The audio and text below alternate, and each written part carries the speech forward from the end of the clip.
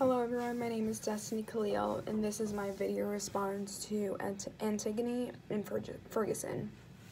So for question number 1, I said one of the main topics of Antigone was the design of acoustics.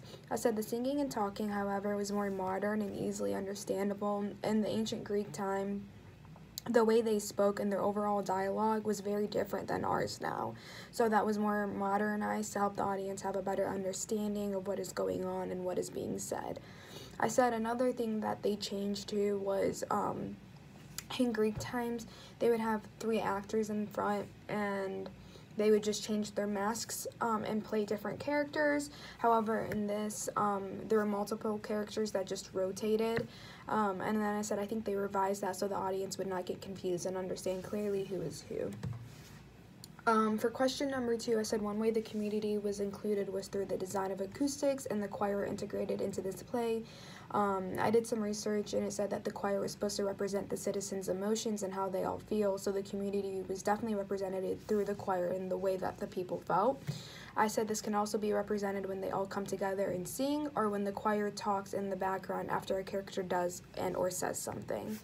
And then I said this can be integrated into this dramatic world because the choir can represent the people that have an opinion and want to say something, but they're too afraid to say something and stand up for what they believe in which then can lead to tragic endings. For question number 3, I was confused on why Antigone's brother was not allowed to be buried and why Creon had prohibited it. And then I looked it up and it was because Polynices, I believe that's how you pronounce it, who was the brother, committed treason against his own city. Creon then felt like he betrayed his own people in the city, and then the way of punishing the brother was not giving him a proper burial. So he wasn't able to get one, which is why Antigone was fighting to give him one in the play.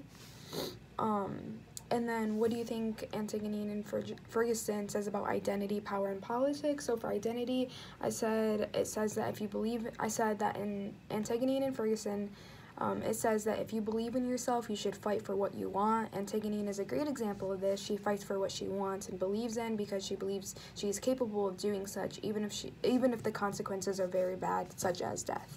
I said she is very much self-driven, and that could be because she is the daughter of 2 very powerful people, which also plays a role into her identity and who she is.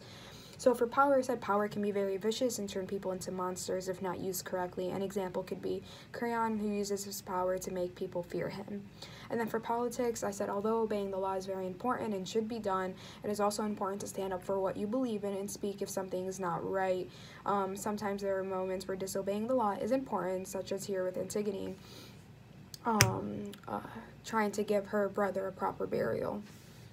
So for question number 5, I said in Antigone, I feel like the chorus helps in better communicating the play and the ideas. They comment on what is going on in the play. They give their insights to help aid the characters and even the audience members to have a better understanding and help the audience members understand what they're supposed to be feeling and why they're supposed to be feeling that way.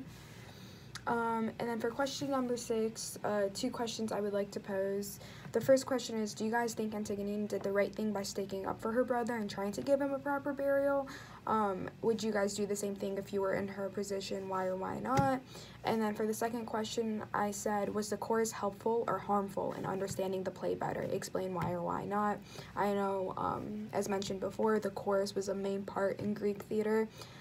So I just want to know if it helped you guys understand the play better or if it made it more confusing. But yeah, thank you.